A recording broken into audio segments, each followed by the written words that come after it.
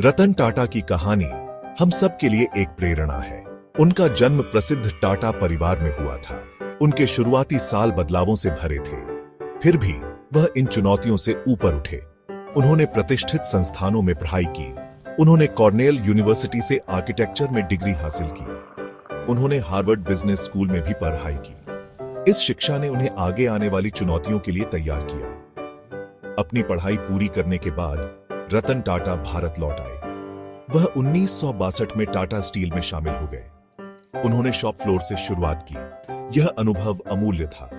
इसने उन्हें कड़ी मेहनत का महत्व सिखाया। इसने उन्हें सभी प्रकार के श्रम की गरिमा भी दिखाई। यह विश्वास उनके पूरे करियर में उनके साथ रहा।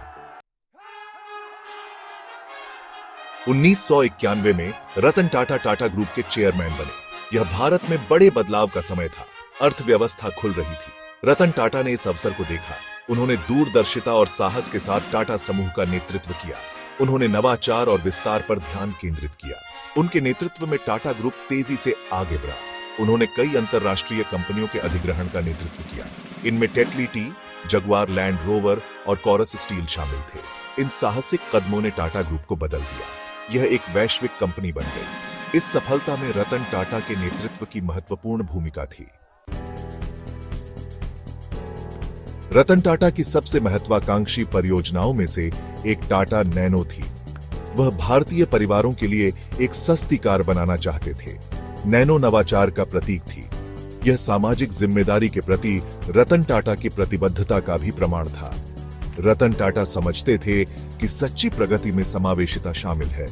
वह सकारात्मक प्रभाव डालने के लिए व्यवसाय का उपयोग करने में विश्वास करते थे। उन्होंने टाटा ट्रस्ट्स की स्थापना की।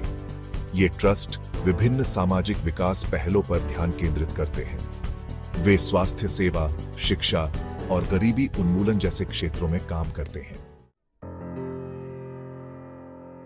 रतन टाटा के योगदान पर किसी का ध्यान नहीं गया। उन्हें कई पुरस्कार और प्रशंसा मिली है। उन्हें पद्म भूषण और पद्म विभूषण से सम्मानित किया गया था।